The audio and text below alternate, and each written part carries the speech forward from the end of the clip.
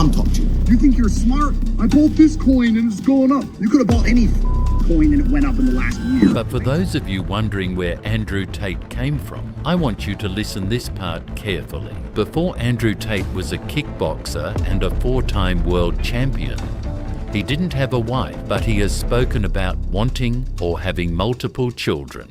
How did this happen? He started a business with webcams and then began selling courses at around Netflix subscription prices of roughly $50 each to teenagers struggling to survive the Matrix. The website where he sold these courses was claimed to generate up to around $10 million a month at its peak. He has also claimed ownership of around 33 cars, a figure sometimes compared to the number of children he has spoken about. He faces a tax case involving up to £21 million in revenue. For every dollar and every follower, there are serious accusations.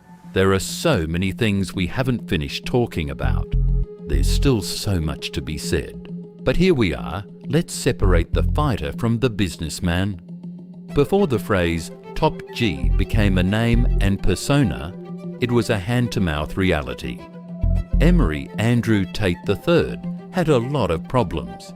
In kickboxing, he became an ISCA champion around 2009. In 2011, he won a world title, and by 2014, he had secured his 4th under Infusion. In total, this man has a professional kickboxing record of 76 wins and 9 losses, plus 1 draw in some records. And this is not just an internet myth. According to Andrew himself, one reason he stepped away from the sport was financial pressure. This would shape the next 15 years of his life.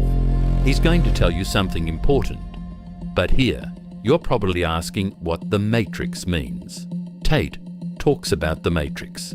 What he's describing is that if you ask him what he's selling, he won't simply say courses. Rather, he's selling an idea that the media, the education system, feminism, the government, and the broader system keep men poor and submissive. What I find most striking about Andrew Tate is the way he articulates himself. His ability to speak. On a live stream or broadcast, this guy has the ability to take whatever is thrown at him and coat it in sugar, butter, and honey. But here's another point you need to understand. The idea of the Matrix is something that has created a powerful narrative. No, the concept is taken from the science fiction film The Matrix that most of us know. So what Andrew Tate did was create a model. He gave it a new look and sold it to young people who were already worried about the world, framing it almost like a mental health or self-improvement sport. He was a man who was very talented because he was so approachable. But why did Andrew Tate talk about having 10 to 20 children? Is this a way to promote himself or not? There are many points we need to look at before that, and I want you to pay attention here in this part. Around 33 cars have been linked to companies registered in places such as the United Arab Emirates, where assets can be harder for certain governments to seize. According to various estimates by various people at various times, parts of his collection have been valued in the low millions. According to his own statements, he has claimed wealth ranging from hundreds of millions to far higher, including a tweet to Greta Thunberg claiming around $710 million. What should surprise you most is that UK authorities have brought dozens of charges against Tristan and Andrew Tate. Reports place the total around 59 counts across different sets of allegations, approximately 42 against Andrew and 17 against Tristan in some tallies. This is the story of Andrew and Tristan. But before we go any further, let me make one thing clear. This is not a video that will tell you they are guilty. It is also not a video that will tell you they are innocent. Those are decisions for the courts. The purpose of this video is to provide a more in-depth look at the cases these brothers are facing. Because believe me, you have heard a lot about these brothers. But there is more to it than that.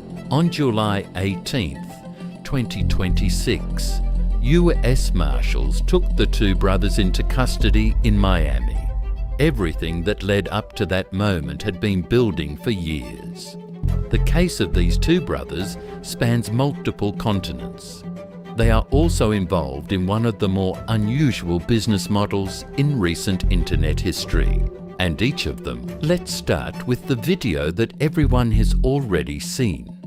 Because here's something we need to stop and think about. When those US Marshals were arresting Andrew was seen handing a phone to a bodyguard behind him. Some people say that if Andrew felt guilty, he wouldn't have handed the phone over in that situation. What really stood out is that the so-called bodyguard wasn't quick. He couldn't read the atmosphere at all. He couldn't even pick up the phone cleanly. I dropped it, and when it hit the ground, it wasn't the guard who recovered it. There was another person behind him, but I can assure you that interpretations differ. Some claim it was a reflexive gesture or a natural reaction under stress. Others see it differently. The arrest itself may have been complex in terms of information and evidence, but as you can see, the physical arrest was relatively straightforward. Andrew and Tristan, the US Marshals, were able to arrest these two brothers because of an extradition request from the United Kingdom. This is the process by which a person can be extradited from the United States to the United Kingdom. The lawyer for these two brothers is Joseph McBride. You can imagine how much this kind of legal work costs. In the US, high-end extradition defense lawyers can charge hundreds to over $1,000 an hour. In the UK, the rates are also high. This is the part that really grabs attention. The brothers face dozens of charges. Reports cite around 59 counts in total across the various sets of allegations, roughly 42 against Andrew and 17 against Tristan in some counts. The charges relate to alleged offences involving multiple women, with timeframes cited in different cases between roughly 2010 and 2017, and other periods in earlier UK allegations. Andrew faces charges including rape, human trafficking/arranging or facilitating trafficking for sexual exploitation, assault and offences relating to indecent images of a child and extreme pornography. Tristan faces charges including rape, sexual assault, and arranging or facilitating sex trafficking. But these are charges that the courts have not yet decided. It is important to note that these are allegations. Before we discuss the allegations, it is important to understand the scope and scale of what has been built. Andrew Tate's public image, or public persona, is built on his wealth, and this wealth is an amount that no independent source has fully verified. At various times, he has been linked to high-end cars including Porsches, Ferraris, Lamborghinis, McLarens, and Rolls-Royces. In December 2022, when Romanian authorities raided properties associated with him in the Bucharest area, multiple cars and watches were found. The value of seized assets was estimated in the low millions, around $3 to $4 million in some reports. Later, investigators noted that many of the high-value assets, including expensive cars, were not registered directly in his personal name, but held through companies, some linked to the United Arab Emirates. As for the true size of his wealth, it remains unclear. There is a large gap between what is publicly claimed and what has been independently proven. Romanian police estimates based on seized assets have been in the low tens of millions at most. Andrew himself has claimed hundreds of millions. In a tweet to Greta Thunberg shortly before one of his earlier arrests, he claimed around $710 million. But you might be wondering how he made all that money. According to some reports and his own promotional material, Hustlers University, sometimes stylized in different ways, started around 2021 to 2022. It offered a wide variety of courses. At its peak, membership numbers were reported in the low hundreds of thousands, with monthly fees around $49 to $50. If those peak numbers were accurate and fully paying, that would imply multi-million-dollar monthly revenue. Claims of around $10 to $11 million have circulated. There is also something else, the War Room, which has been described as a higher-tier membership or community costing thousands of dollars per year. Figures between roughly $8,000 and $14,500 have been mentioned. This is not sold like a basic Hustlers University course. It is framed as access to a selective group and events sometimes described in aspirational terms, like exclusive parties. Then comes the tax issue.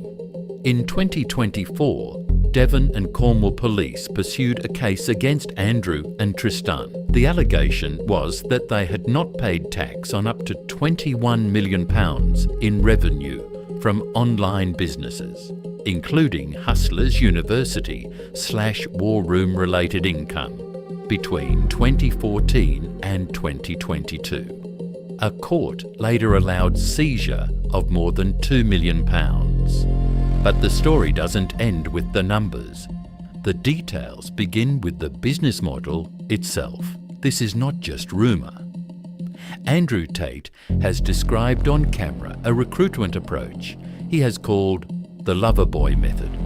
He meets a woman, builds an emotional connection, creates dependency, and in some descriptions, takes control of identification or account credentials. If you ask what happens next, listen carefully. Andrew Tate has said many times that he built early wealth on a webcam business. This predated the mainstream rise of OnlyFans, but the model is similar. Performers stream live and customers pay. According to his own statements and later allegations, he took a large cut of the revenue. He has also spoken in crude terms about controlling women's independent online activity. He has used language on his platforms that describes physical violence toward women who did not comply. He has framed some of these statements as promotional or hyperbolic, rather than literal confessions. He has also been linked to language describing a form of digital pimping. In addition, there are allegations and in some cases his own past statements involving sexual and physical violence against women spanning earlier years. Andrew is represented by his lawyer, Joseph McBride. The defence position is clear: deny the allegations, assert innocence, and argue that the prosecution amounts to an abuse of process or politically motivated pursuit. But there are also statements the brothers have made on camera that the defence must address, typically by characterising them as advertising, performance, or non-literal. During Romanian proceedings, some women who worked with them have given evidence that they were not mistreated in the way alleged, while other complainants tell a very different story. Why are charges relating to events years earlier being actively pursued into 2026? Prosecutors describe careful, multi-jurisdictional investigation.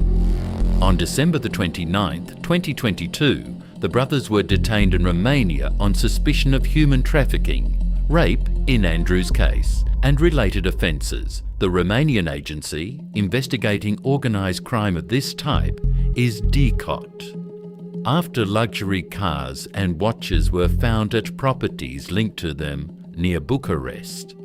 The men spent roughly 3 months in detention before conditions were eased. An official indictment followed. The case has faced significant procedural challenges. In late 2024/early 2025, a Romanian court found irregularities that prevented the case from proceeding to trial in its then form. But the investigation and related matters have continued and have not been finally closed. From the brothers' perspective, the case was weak because of evidentiary and procedural problems. Cross-border cases of this type are genuinely difficult and often drag on for years. Alongside the human trafficking allegations, there has been a quieter legal battle. In 2024, Devon and Cornwall police pursued the tax matter over the £21 million in online business revenue between 2014 and 2022. Assets held through companies, including in the UAE, and crypto holdings have also featured in investigations. The source of the money is what links back to the earlier allegations. Will Andrew and Tristan be extradited to the UK? Their lawyer, Joseph McBride, is expected to fight it vigorously. If extradited, they would face trial in the UK on the charges authorised by British prosecutors. If the extradition request is denied or significantly delayed, the legal process could stretch on for years in the United States, while the Romanian matters also remain unresolved. If they are convicted on even some of the serious charges, their public empire would be severely damaged. If they are ultimately acquitted, their reputation and business could rebound strongly among their supporters. If you liked what I've said so far, of course you'll be glad you stayed. If you're still watching this video, don't forget to subscribe, and I'll see you next time.